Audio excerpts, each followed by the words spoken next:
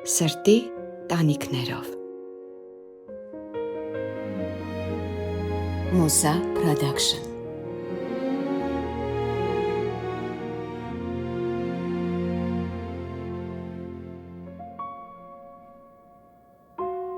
Փոքր ժամանակվանից եղել ես ուշադրության կենտրոնում։ Հիմա վստահ եմ, որ ուշադրության կենտրոնում ես։ Ասեմ, մի հատ շրջան կար սկիզբը, հա, իմ կյանքի փոքր ժամանակը, այո, շատ մեծ ուշադրության կենտրոնում եմ եղել, քանի որ նախ եւ առաջ միակ երեխան եմ ծնողներիս եւ միշտ եղել եմ ուշադրության կենտրոնում, միշտ ինձ լկստվածրել են, բայց դրանից զատ ինձ նաեւ շատ նկատել են փողոցում, դրսում, մայրս միշտ պատմում էր, որ երբ որ երթուղային տրանսպորտ էին նստում, փոքր էի, գրկից վերցնում էին ինձ, գրկից գիրք էին փոխանցում, այսինչ սիրուն է, այսինչ սիրուն է, մի անգամ մամային պտտվել մոտավոր մի 4 տարեկան եմ եղել, ասել եմ, դե մամա, անընդհատ ասում են սիրուն ես, դե գիտեմ սիրուն եմ հիմա, ինչ անեմ, այդ շրջանում այո, շատ տենց ինքնաբավ երեխա եմ մեծացել, հետո մի շրջան կար, դե այդ անցումային տարիքը, ընդհանրապես սիրուն չէի, հիմա որ նայում եմ այդ նկարներս, դե գիտեք են, որ ասում են, սենց կա այդ մատերիալը լավն է, բայց այն մնացածը սենց շեղվել էր եւ այդքան էլ գեղեցիկ չէի, հա, մազերս էր սենց ինչ որ տղայական կտրած, հետո այդ շրջանում ես Eminem-ի ֆանատն էի եւ հագնվում էի Eminem-ի պես, զրո աղջիկ վիճակ էր, հա, չկար, ես ճիշտ ասած ընկալեցի, որ ես աղջիկ եմ, երբ ընդունվեցի ինստիտուտ, տեսա բոլոր կուրսեցիները սիրուն հագնվում են, շպարվում են եւ այլն, իսկ ես սենց ոնց որ ինչ-որ գատկի ու ծոնուկ լինեմ, հիշում եմ այդ ժամանակ գնացի առա ինձ համար ինչ-որ մեյքափի պարագաներ ու շատ վատ այդ ամեն ինչը ինձ վրա տենց քսեցի, գնացի կուրսղեկիս Մազմանյանին, ասեցի Արմեն աղասի, նայեք, մի բան չեք տեսնում, վրաս փոփոխվել է, այս Մազմանյանն էլ միշտ սիրում էր այդ նատուրալ գեղեցկությունը, էլի։ Ասեց, հա, ասեց, տեսնում եմ, փոխվել է, ոնց որ կապիկ լինես, գնա լվացվի։ Բայց հետաքրքիր է Մազմանյանը միշտ իր կուրս ընտրում էր գեղեցիկ ու տարբերվող աղջիկների։ Դե միշտ հակա է։ Տես միևնույնն է, դու մտածում ես, որ դու այդքան էլ գեղեցիկ չէր, բայց ինքը միևնույնն է տեսել է այդ գեղեցկությունը։ Արվեստագետի աչքը այլ է, ինքը իհարկե ինչ-որ տեսել է երևի, բայց եւ այնպես այդ պահին ես ինձ գեղեցիկ չէի զգում։ Ո՞լ իսկ դրանից հետո ավելորդ քաշ ունեցել ես։ Ես երբ նիհարեցի, իդեպ ծայրահեղ ծանր պայմաններում եմ նիհարել, շատ արագ էր ինձ պետք, քանի որ Էլի Մազմանյանը ասեց, որ ես պիտի նիհարեմ, ու հետո ես պահեցի այդ քաշը, ու երբ անգամ երեխաներ ունեցա այդ հղի ժամանակ, ես ավելի քիչ էի քաշով, քան մինչև այդ իմ նիհարելը, եւ ոչ շատ արագ հետ եկա երեխաներից հետո, ու այդպիսի խնդիր չեմ ունեցել, հետո ես միշտ մարզվում եմ։ Ալ, գիտես, ես քեզ առաջին անգամ երբ եմ տեսել, ես քեզ հիշում եմ, դու ինձ չես հիշի հավանաբար, բայց ես քեզ տեսել եմ, երբ որ ես ինքս գնում էի Շենգավի բժշկական կենտրոն, սպասում էի իմ առաջնեկին, ու ես քեզ տեսել եմ այդ ճանապարհը, երբ որ դու էիր հոդու գալիս էիր հիվանդանոց, ու դու այնքան երջանիկ էիր, ու Աբել այնքան սենց շատ ուշադիր, շատ հոգատար կողքովդ քայլում էր եւ այլ։ Մամա լինելը առհասարակ, տղաների մամա լինելը ինքը դժվար է։ Մեծ երջանկություն է ինձ համար։ Նախ ես միշտ եմ իմացել, որ ես տղաների մամա եմ լինելու։ Աղջիկ չէի երազում։ Երբեք չեմ մտածել։ Ես իմացել եմ, որ ես միշտ տղա պիտի ունենամ ու իմացել եմ, որ չգիտեմ, ես պիտի տղա ունենամ։ Ու պիտի ունենամ սիրուն տղաներ, որ այդպես էլ եղավ, ու ինչի, ես հիմա, իհարկե հիմա փորձս տղաների հետ է շփման, բայց օրինակ անգամ եթե ընկերուհիներիս երեխաների հետ ինչ-որ շփվում եմ եւ այլն աղջիկների, ես հաճախ չգիտեմ իրենց հետ ինչի մասին խոսել։ Իսկապես չգիտեմ, իրանք ինչ-որ պրինցեսաների անուններ են տալիս, ես չգիտեմ, ասում եմ, իսկ Marvel-ից մեկին ճանաչում ես, Spider-Man-ին գիտես, ու սենց ես չգիտեմ, այդ իմ տեսակն էլ է, հա, ես էլ եմ տենց տղա եմ մեծացել ավելի, քան աղջիկ։ Օրինակ հետաքրքիր է, ես ունեմ աղջիկ եւ տղա, ինձ թվում է աղջիկա մամա լինելը շատ հեշտ է, բայց տղայի մամա լինելը ինձ համար երբեմն շատ դժվար է։ Դժվար է, որովհետեւ իրանք ունեն իրենց բզիկները, ես իմ չգիտեմ, բաներ, որոնք որ միգուցե դու որպես կին չես հասկանում, ես այդ մասը, ինչը որ տղայական է, ես աշխատում եմ քիթս չմտցնեմ եւ թողեմ, որ իրենք հայրիկի հետ այդպիսի հարցեր քննարկեն, կարծում եմ տենց ավելի ճիշտ է իրենց։ Իսկ քանի տարեկան են իրենք հիմա։ 13 եւ փոքրը 11, շտապ կդառնա 12։ Ինչ ես իրենցից սովորաբար սովորում։ Անկեղծություն, ամենակարևորը, որ պարզություն, մաքրություն, երբ ես մի կետում հասկանում ես, որ ամեն ինչ այնքան խեղաթյուրվել, խեղվել, փչացել է արտաքին աշխարհում եւ քանի մեծանում ես այդ ամեն ինչն էլ ավելի սուր ես ընկալում։ Մեկ էլ նայում ես իրենց հետաքրքրությունները, իրենց խնդիրները ու ասում ես ինչ հավես է այդ կյանքա, ուժա, սերա։ Իսկ իրենք կիսվում են քեզ հետ։ Որոշ հարցերով այո, որոշներով ավելի շատ նախընտրում են հայրիկի հետ։ Օրինակ անձնական, չգիտեմ, սիրահարվածություն։ Ես իրենց անընդհատ ասում եմ սիրահարվել եք թե ոչ, ասում են ոչ, չէ, մամա հերիք այդ հարցը տաս։ Դե չգիտեմ, հիմա կարող է ինձ չեն ասում, չեմ կարող ասել, կողամաչում են։ Բայց տենց կոնկրետ ասում են դեռ չեն սիրահարվել։ Օլ, երբ որ մենք ամուսնանում ենք, մենք մտածում ենք, որ այդ հարաբերությունները համենայն դեպս հույս ենք ունենում, որ դա հավերժ է, բայց արի տես կյանքը բերում է իրանը։ Ինչն էր պատճառը, որ հասկացար, որ քո ու Աբելի հարաբերությունները այդ երջանիկ անկյունում ավարտվեցին։ Գիտեք ոնց, ես կարծում եմ, որ երբ որ մարդ սիրահարվում է, այն էլ հատկապես այդ տարիքում փոքր տարիքում էլի, իսկ 22 տարեկանը փոքր եմ համարում, մի քիչ այլ կերպ է ամեն ինչին նայում, հա, այդ ավելի շատ էմոցիոնալ դաշտ է, այդ ավելի սենց սիրտ ու հոգի է, հա, այսինքն չկա միտք, չկա վերլուծություն, արդյոք դուք իրար համապատասխանում եք տեսակներով, պատկերացումներով, աշխարհայացքներով եւ այլն, դու այդ ամեն ինչին ուշադրություն չես դարձնում։ Իհարկե ես գիտեմ դեպքեր, որոնք 50-ում էլ չեն դարձնում, բայց կոնկրետ իմ դեպքում 22-ում դա բնականաբար այլ ձև էր։ Եվ շատ սիրում էի, շատ սիրահարված էի, շատ։ Եվ հիմա էլ ասում եմ, որ շատ ինձ միշտ հարցնում են, բա ինչի բաժանվեցիր, ասում եմ, որովհետև ես երբեք չեմ ասում, օրինակ, վատ բան չեմ ասել, էլի իմ կյանքում, ասում են, հա, բա որ այդքան լավ բան ես ասում, բա ինչի բաժանվեցիր, ասում եմ, մի կետում դու հասկանում ես, որ դու ես ստեղծել քո մտքում մի հատ պերսոնաժ, այդ պահին, այդ մարդու տեսքով, հա, տեսքով, դեմքով եւ այլն։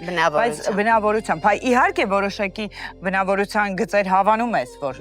հենց իրա վրա ես կենտրոնանում, բայց գլոբալ երբ սիրահարվում ես, երբ ես սիրահարվում էի, ես այդ ամենը պատկերացնում էի իմ ուզածով, հա, մի քիչ ավելի արվեստագետի մտքով։ Ու հետո մի կետում հասկանում ես, որ նա վատը չի, դու էլ վատը չես։ Ուղղակի դուք իրար հետ չեք կարողանում, հա, ու եթե պետք է դուք ձեր կյանքը փչացնեք հանուն ինչ-որ նորմերի եւ շատ հաճախ ասում են հանուն երեխաների, իսկ ես կարծում եմ, որ այն երեխաները, ովքեր որ տեսնում են անառողջ մթնոլորտ իրենց ընտանիքում, իրենց հայրիկի ու մայրիկի միջև, շատ ավելի տրավմատիկ են մեծանում, քան երբ որ տեսնում են, որ հայրիկն ու մայրիկը առանձին են, բայց ամեն մեկը լավ է, լիարժեք է, իրար հետ լավ են, իրանք իրար հետ չունեն այդ առօրյա կենցաղային գզմրտոցը, որը երեխան տեսնում է։ Ես շատ դեմ եմ այդ ամեն ինչին, որովհետև ես կարծում եմ, որ յուրաքանչյուր չկայացած տղամարդ, չկայացած տարբեր որակների չկայացած, հա, չեմ ասում, չգիտեմ, մասնագիտական, այլ ասում եմ, որ ինքը տրավմատիկ տղամարդը ինչ-որտեղ, ինչ-որ կետում իր փոքր ժամանակ ունեցել է տրիգեր այդ ամեն ինչի։ Ու ես որքան էլ ինձ կքննադատեն եւ քննադատել են, շատ են քննադատել, շատ են քննադատել, թեև ես այն կանանցից եմ եղել, նախկին կանանցից եմ եղել, որը ոչ մի վատ բառ չի ասել, ոչ մի։ Ես ուզում ասել, ես նկատել եմ, առհասարակ մենք միջև դա այլ որ զրուցում ենք, դու երբեք Աբելի մասին վատ չես արտահայտել։ Ոչ, ես վատ չեմ արտահայտվել։ Ես հասկանում եմ կներես, ես հասկանում որ դա չի նշանակում, որ ամեն ինչ այդ բաժանումը շատ փայլուն ու եթե դու ասես ես միևնույնն է չեմ հավատա, որովհետեւ գիտես դա ստրես է, ոչ մի բաժանում փայլուն չի լինում։ Դա չի լինում։ Ու սովորաբար դա մեկի որոշումն է լինում, ավելի զույգերից մեկը։ Իրենք հետո գալիս են կոմպրոմիսի, բայց առաջին ինչ որ մեկը ունենում է այդ ուժը իր մեջ, որ կայացնի այդ որոշումը դու էիր կայացրել։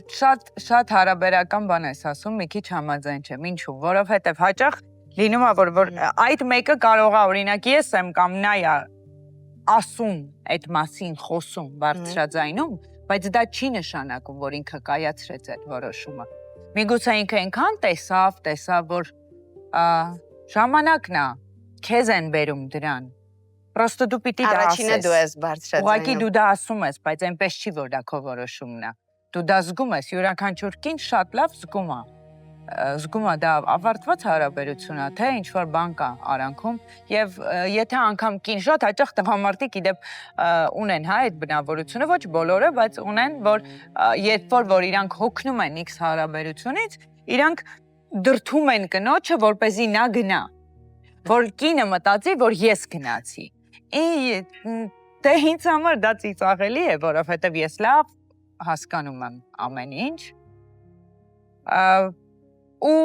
ոչ մի կապ չունի ով ասեց, եթե մարդը չէր ուզում, չէր թողնի, ուրեմն ամեն ինչ իսկապես վերջացած էր,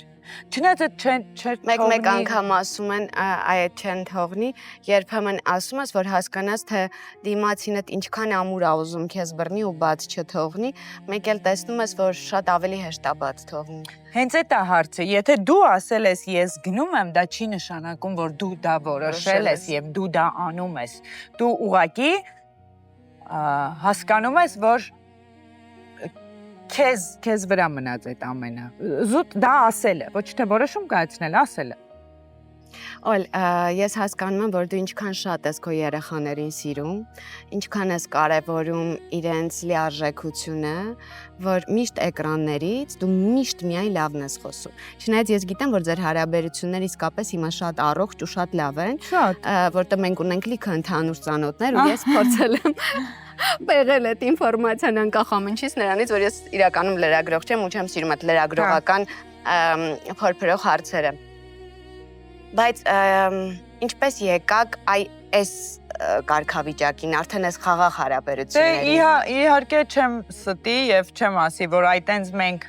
հրաշալի ենք եղել միշտ, ամեն ինչ փայլուն է եղել եւ այլն, չէ, իհարկե եղել են զանազան խնդիրներ, շատ տենց վատից միջև լավ, դե նայեք, իմ դիմաց կանգնած է մարդ, որ առնվազն շատ սիրում է իր տղաներին։ Իսկ ինձ որպես մայր, որպես կին, դա շատ կարևոր է։ Եվ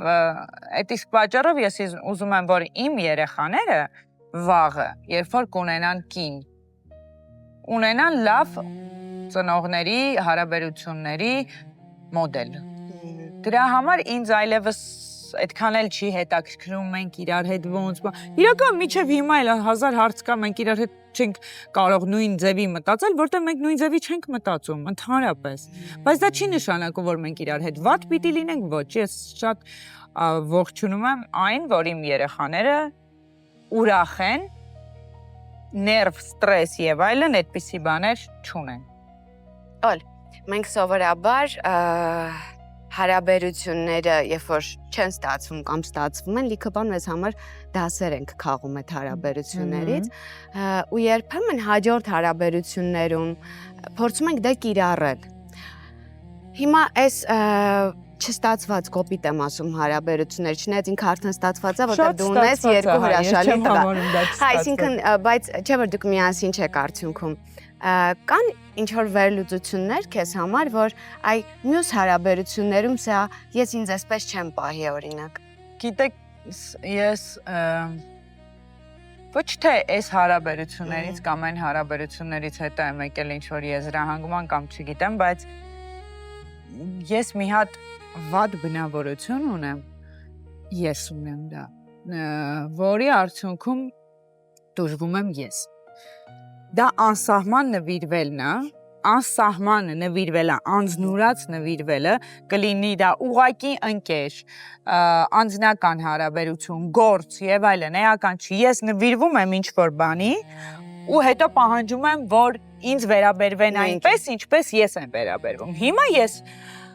Երևի անցյալ տարի վերլուծեցի այդ ամեն ինչը եւ հասկացա, որ ոչ, ես եմ սխալ։ Պետք չի դիմացինից սпасել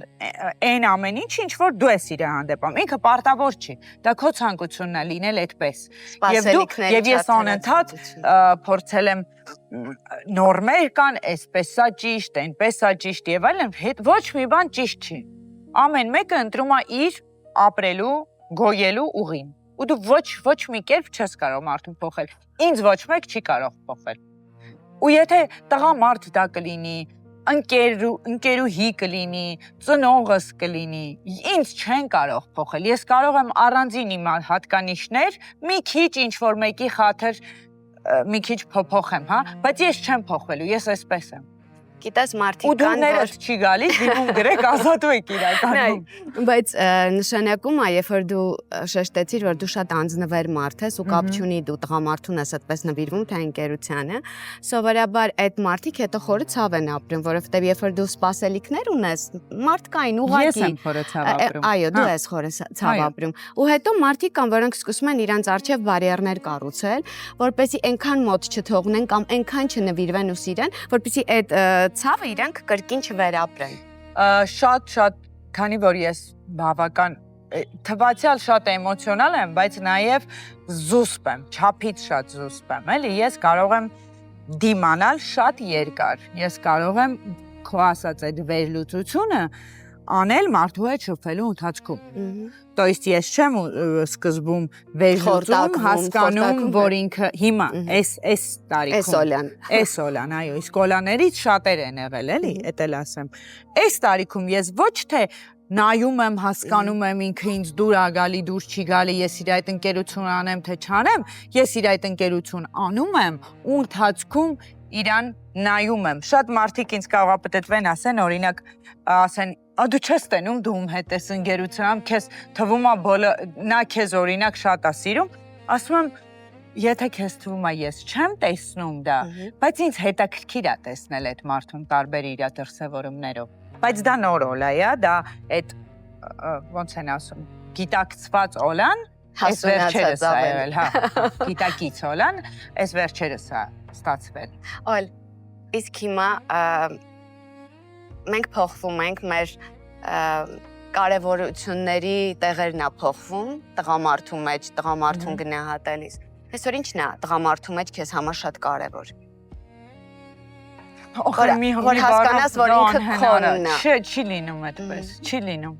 Բայց լավ, առաջին 3 հատկանիշները նշիր։ Վստահելիություն, որը որ արդեն իսկ հարաբերական է։ Հիմա ես ասում եմ, կարող է ես իմ խոսքերը հնչեն որպես լոզունգներ, որովհետև ես ինքս ինձ կհակասեմ վստահություն, բայց մեկ էլ տեսնում ես, որոշ ժամանակ վստահելի է, հետո անվստահելի է դառնում։ Վստահություն, հոգատարություն, հետո մի հատ շատ կարևոր վստահելի չի դառնում ոլ։ Եթե մարդը ազնիվ է, դու իրան վստահում ես, ինքը վստահելի է։ Հետո այդ նշանակում է ինչ-որ մի բան Շատ կարևոր է, որ ես ինձ զգամ լիարժեք կին, ինքս ինձ հաճելի կին, որ ես չնեղվեմ ինչ-որ բաներից, որ ես թերի եմ օրինակ, ես մտածում եմ, որ կգա մի օր այդ հարաբերություն ասված իմ կյանքում, երբ որ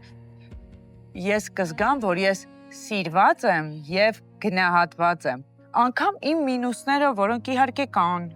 ով չունի, շատերը ունեն, բայց ես մտածում եմ, որ կգա այդ օրը, որ այդ մինուսներս չեն լինի առիթ կամ այսինքն մանիպուլյացիայի աղբյուր, հա? Իսկ ինչ ես կարծում, որոնք են քո համար,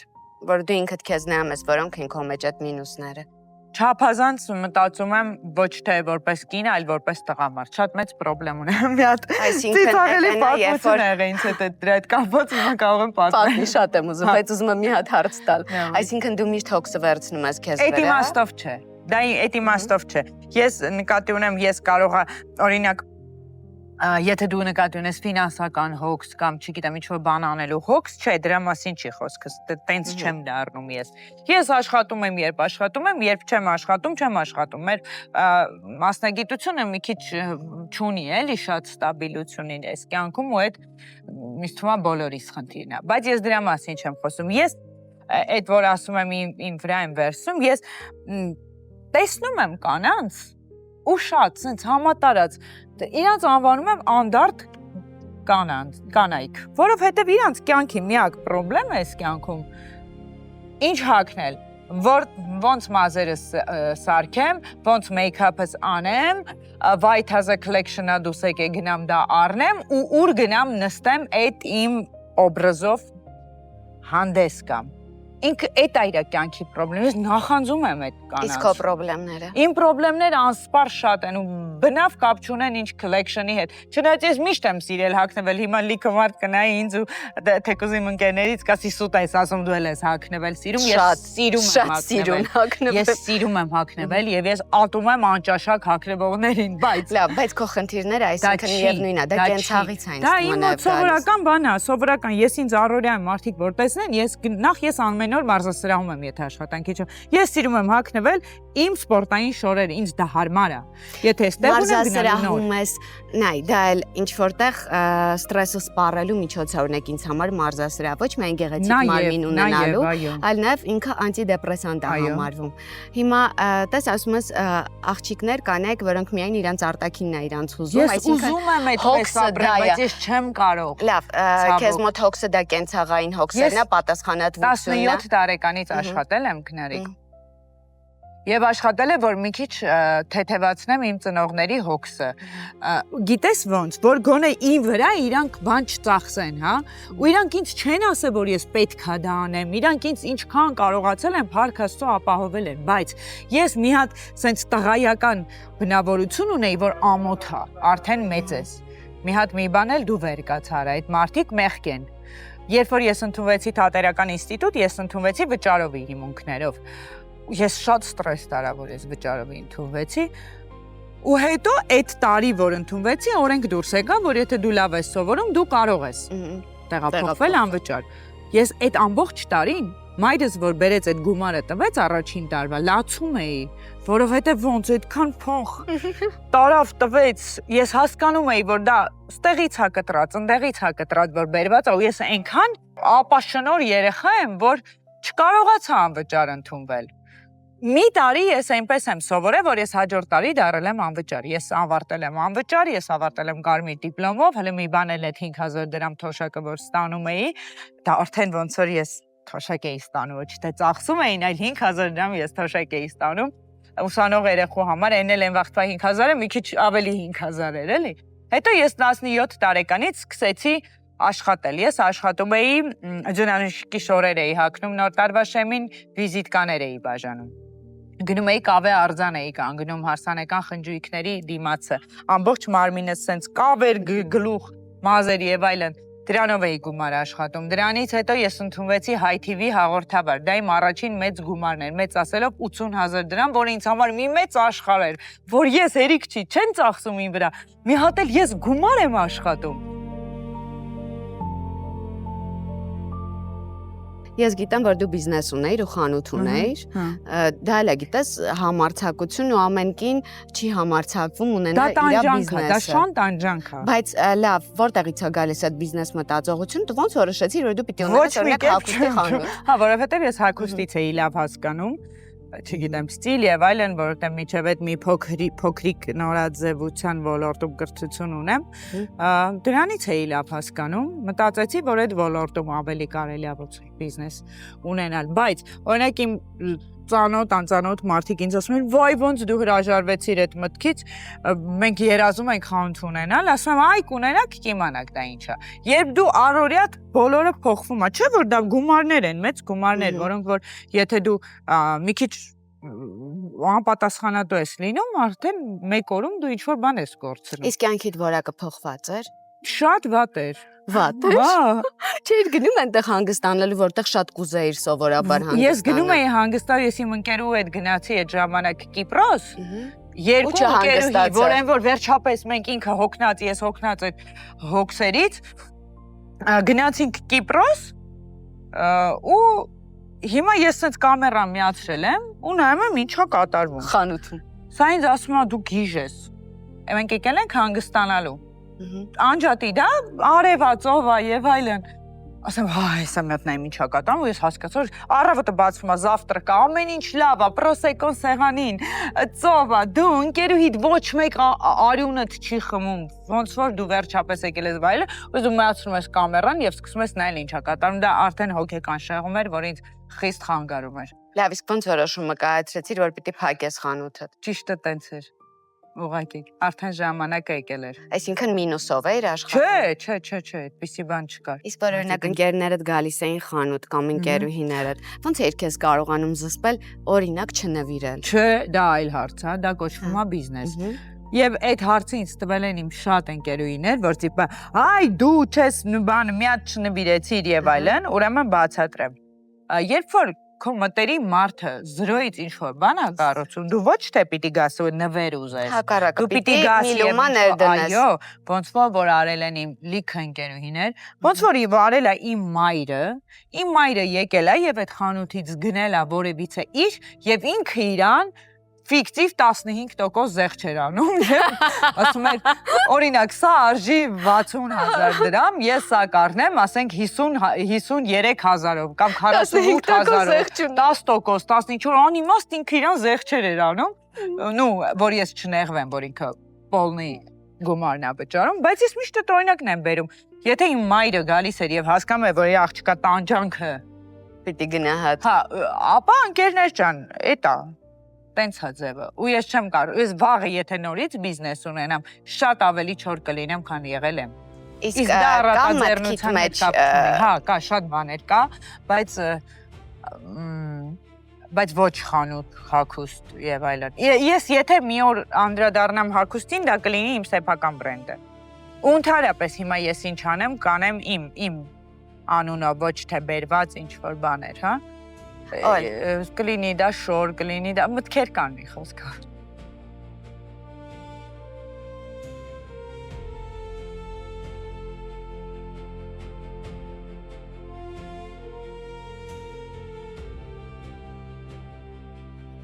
Բավականին տևական ժամանակ ես նկատում եմ որ դու չես նկարահանվում։ Դա նաև պատճառն էր այդ խանութի Խանութի։ հետ կապված, որտեղ ես ժամանակ ոչ թե չունեի, դե տես ես ունեի աշխատողներ, հա, որոնք կարող էին աշխատել, բայց իմ մենտալ վիճակ կար ինձ մոտ, որ ես չէի կարողանում ուղեղս անջատեի, գնայի զբաղվեի իմ աշխատանքով, որը որ ինձ բերեց ահավոր ստրեսների, որովհետև ես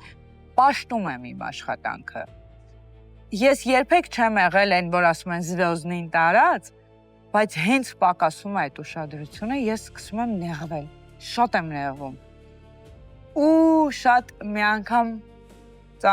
կոլեգաներիցս մեկը բողոքեց, ասեց դե զզվացրեցին էլի գալիս են ինչքան կարելի է նկարվել, ինչքան կարելի է նկարվել։ Իսկ ես երկու էտապ եմ ունեցել իմ կյանքում։ Մեկը երբ որ ես ամուսնացա եւ երեխաների ունենում ու հետո էլի երեխայի ունենում ու ես տանն էի, չէի աշխատում։ Երբ որ ես նայում էի TV-ով իմ կոլեգաները շարունակում են ես տանն եմ, որը իմ սեփական որոշումն էր։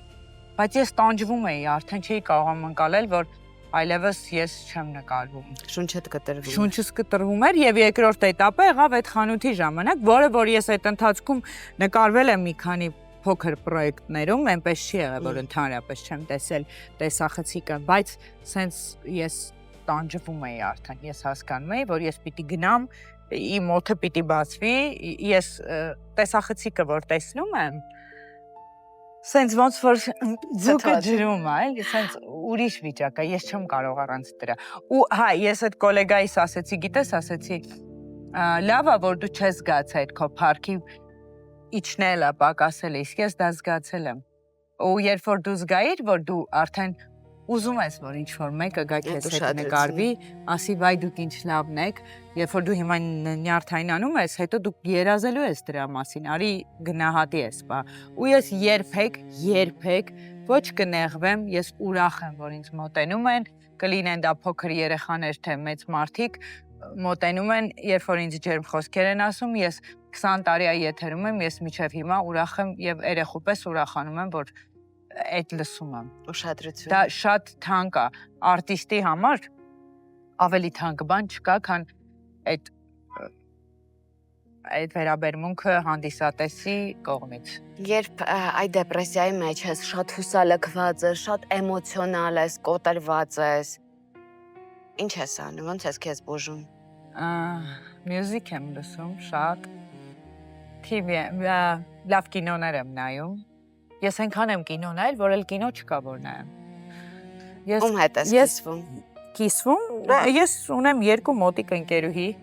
ես ունեմ ընկերուհիներ, փառք Աստծո, ես լավ մարդկանցով եմ շրջապատված, այդ ինչի եմ այդ երկուսը, որովհետև չի եղել շրջան, որ իմ կողքը չլինեն, դրա համար եմ հատուկ ասում այդ երկու, չնայած 3-4 հին ընկերուհի ունեմ շատ, բայց այդ երկուսը ուղղակի, ասենք, երբեք չի եղել պաուզա լինի, էլի մեր մեջ, իրենց հետ եմ առաջինը կիսվում։ Այսինքն ընկերուհի ու մի քիչ էլ հոգեբան, որովհետև Հայաստանում հիմա է որ մարդիկ գնում են հոգեբանի մոտ։ Մենք չէինք գնում, ինձ թվում է, որտեղ մենք ունենք ընկերուհիներ կամ մտերիմ մարդիկ, որոնց հետ մենք կարողանում ենք անդադ ես հələ չեմ հասել այդ մակարդակային շեմին, ես անմակարդակ եմ այդ առումով, չեմ կարողանում ինձ տանել հոգեբանի մոտ, հա, բայց դա սխալ է։ Վստահում թե անհանգստանում ես վստահել։ Նախ չգիտեմ ում մոտ կհայտնվեմ, ես չգիտեմ ում մոտ կհայտնվեմ, ես չգիտեմ ոնց, չգիտեմ, դեռ չեմ հասել այդ մի քիչ գեղացի եմ, էլի այդ առումով դեռ երևի կփոխվեմ, բայց ունեմ դրա կարիքը, այնպես չի որ չունեմ։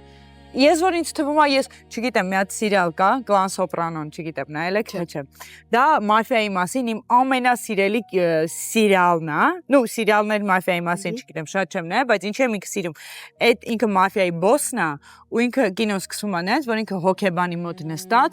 պատմում է ինչ վատ է իր կյանքը, որ իր կինը իր ներվերի վրա ազդում է, որ 1000 հարց, որտեղ մենք մաֆիան պատկերացնում ենք սենց բան չենք եկավ, չէ ինքը մարդ է։ Ու հիմա ես այդ հոգեբանին ասում եմ, ու ինքը սկզբում այնքան պատմել այդ հոգեբանը, արդեն ես իստում եմ որ հայտնվեմ այդ հոգեբանի մոտ, այդ խեղճ հոգեբանը պրոստը կուզի գնա տուն։ Շուտ։ Որտեղ ընկերուհիները չեն ուզում տուն գնալ։ Դե ընկերներս ինչ անեմ կրակն են ընկած ասում։ Իրանց ես պատմում, թե ինքդ քեզ հետ ես խոսում։ Չէ, իրանց պատմում եմ։ Ես տենց հիմար խասաթ ունեմ։ Իսկ մարզիչիդ պատմում։ Ոչ, մարզիչը ինչ գործ ունի իմ հետ։ Չէ։ Չէ, ընկերուհիներից նայեք, մի ընկերուհի ունեմ, ինքը որ ջղայնանում է, նեղված է ինչ-որ հարցի շուրջ եւ այլն, իրան պիտի չզանգես։ Ինքը մի 3-4 օր տենց մնում է տանը, ինքը իրան update է լինում, զանգում է։ Ես կմեռնեմ, որ ինձ չզանգեն, չգան սենց չշրջապատեն, չմխիթարեն։ Չի ու ոչ մի բան ասել, պրոստը մեկը պիտի սուրճ տնի, մյուսը պիտի ջուր բերի, պիտի պրոստը գա խոսի տարբեր բաներից։ Չի ես իմ ինչ անել, ուղղակի պետք է որ ես մենակ չեմ։ Ես լիքը մարդ ունեմ իմ կողքին։ Օլ, մենք ունենք փայլուն ընկեր օգնական, խոսքը Ամյո բանկի Visa Platinum քարտի մասին է։ Երբ որ դու իր հետ ես ճամփորդում, նշանակում է ունես հիանալի ընկեր։ Բայց հիմա Ամյոն ուզում է քեզ հարց տա, քո ընկերուհիները վառ գույներ են, թե ավելի պաստելային երանգների Իմ ընկերուհիները վառ են, օրանժ, կանաչ, այտենց։ Ինչ ես կարծում, կանայք են ավելի լավ ընկերներ, թե տղամարդիկ։ Ես ունեմ տղամարդկանց մեջ շատ լավ ընկերներ, բայց նաև միշտ չի, որ տղամարդը կարողանում է լավ ընկեր մնալ կնոջը։ Ինչն է, որ ընկերոջդ երբեք չես ներում։ Իրանից չէի սպասում, ինքը դա արեց։ Այտենց մի հատ գաղափար սենց։ Ես ուզում եմ քեզ նվիրեմ Ամյոյի Visa Platinum-ը, սկսած ճամփորդելուց օդանավականից անվճար փաթեթավորեն քո ճամպրուկները, որովհետև դու ունես այս քարտը, բիզնես սրահում կարող ես նկարել քո Instagram-յան սթորիները, ես նկատել եմ դու վերջերս ակտիվացել ես Instagram-ում։ Այո, ասում եմ պետք է։ Կարող ես ընկերուհիներիդ հետ իդեպ մեքենա վարում ես։ Ես ոչ, երբեք։ Իմ խառնվածքի տեր մարդուն հակացուցված է մեքենա վարել։ Բայց օրինակ որ ընկերուհիներիդ հետ իրավապահ մարմինների ձեռն ընկնեմ, պետք չէ։ Չենք ուզում դրա համար, որ գնաք ընկերուհիներով օտար երկիր, կարող եք վարձել ավտոմեքենա, ու այդ ավտոմեքենան trip-ի գնալ քրիկներիս հետ, եւ դե այդ մեքենան կլինի 30% զեղչով։ Շատ լավ։ Շնորհակալ եմ շատ։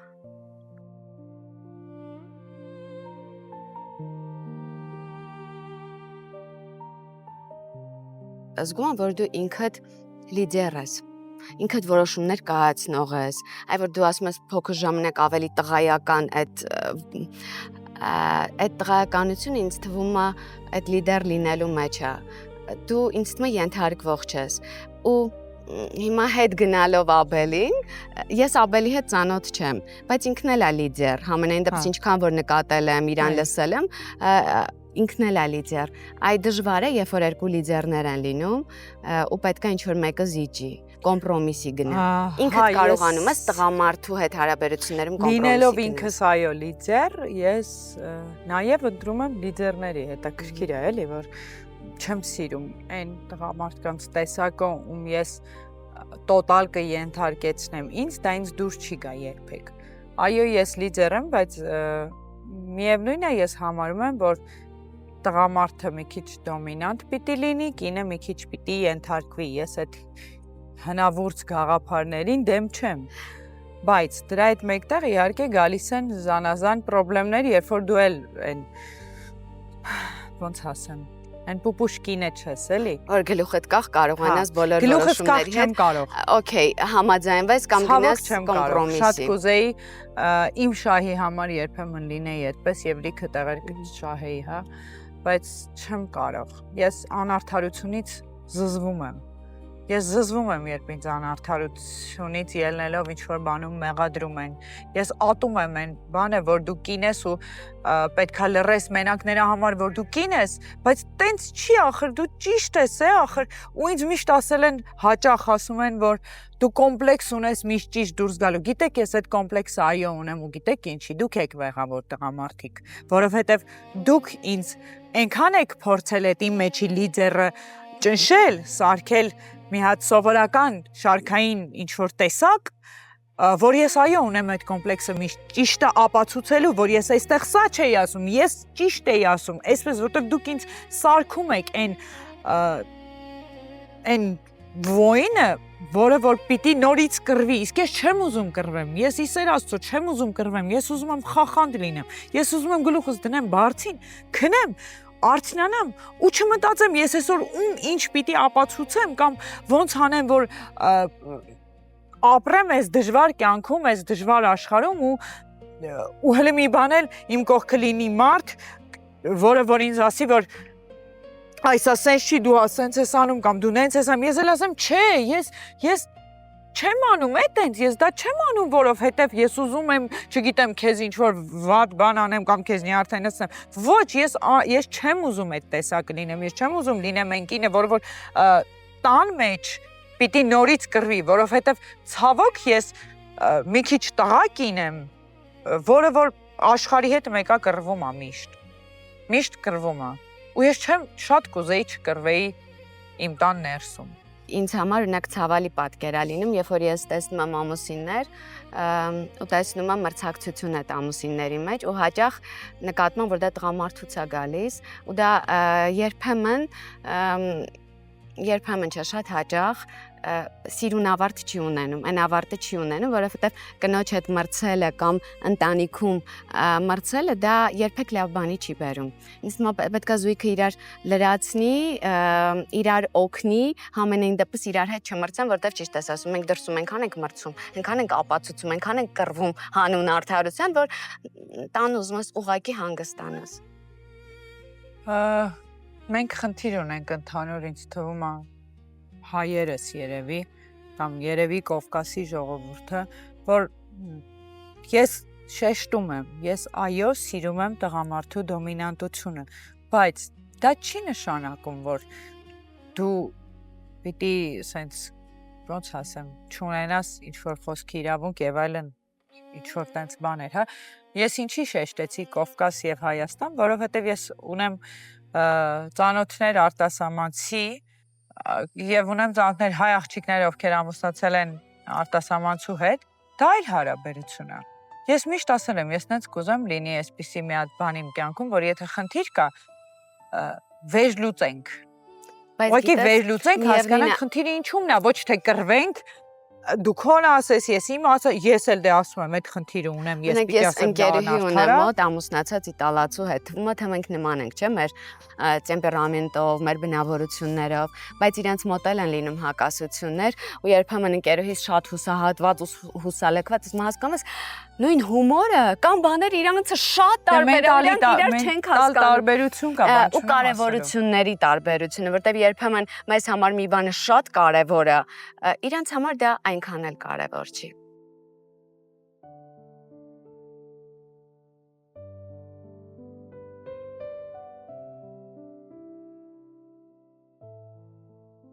Շատերը արդեն գիտեն, որ բերում է Italsolar տեղադրում արևային իր կայանը, ու դու մոռանում ես հոսանքի ծախսի մասին։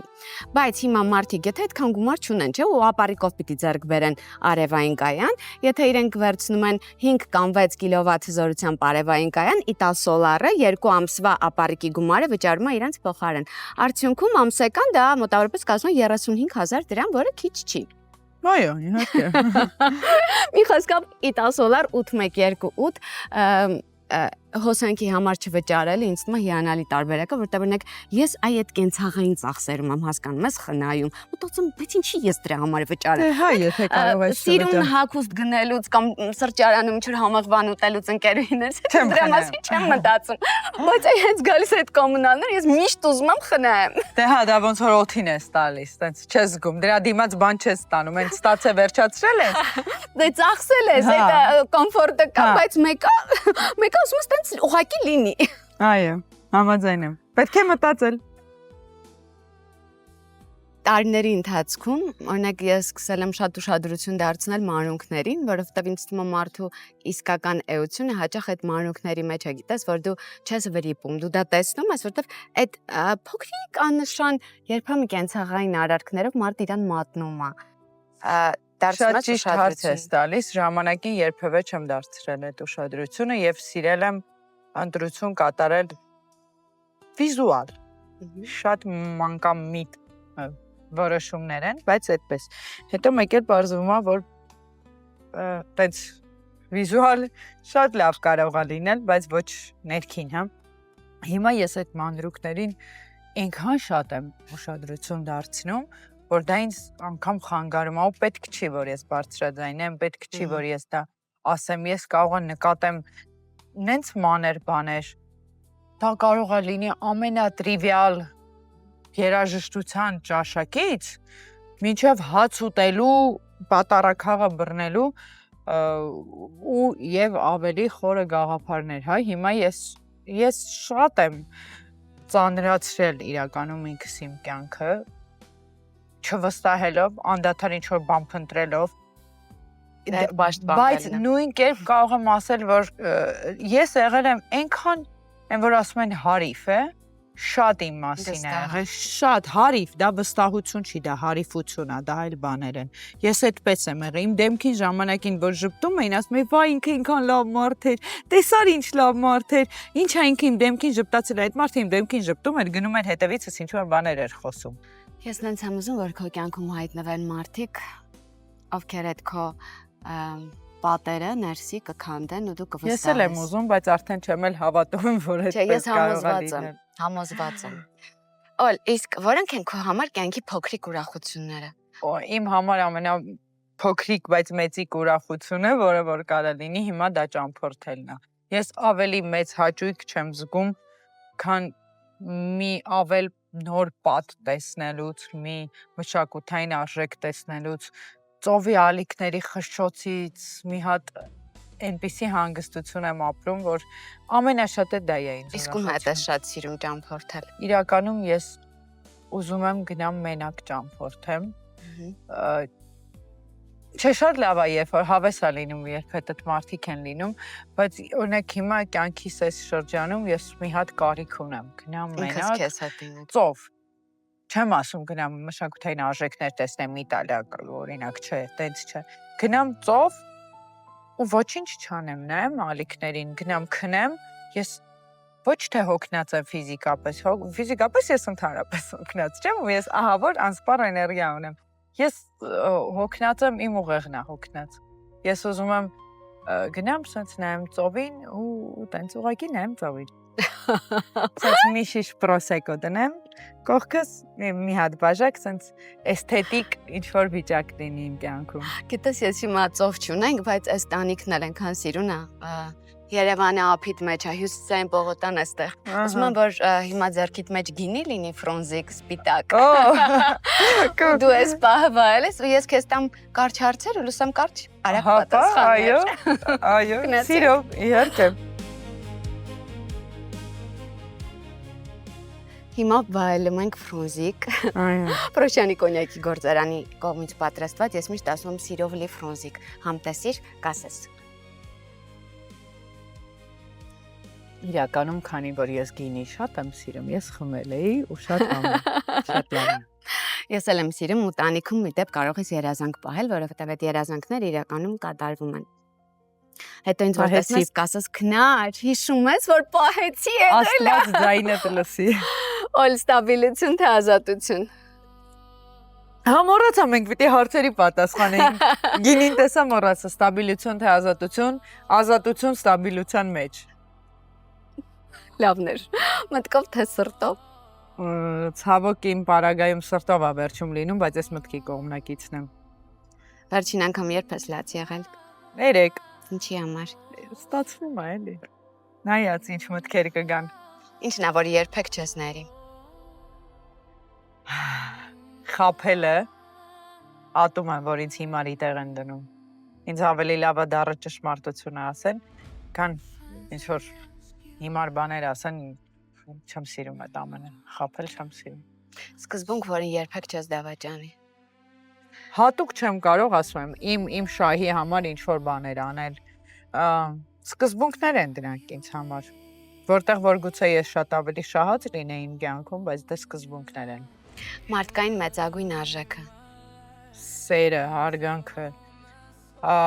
Հետո ես շատ իրականում հավատում եմ վերևին, ու ինձ թվում է դա է իմ ուժը այս կյանքում։ Ու ասում որ հանդիպես ինչ կասես։ Կասեմ նախ շնորհակալություն, որ ունեմ այն ամենը, ինչ ունեմ, ու կխնդրեմ, որ այդ ամենին միշտ լինի ինձ հետ։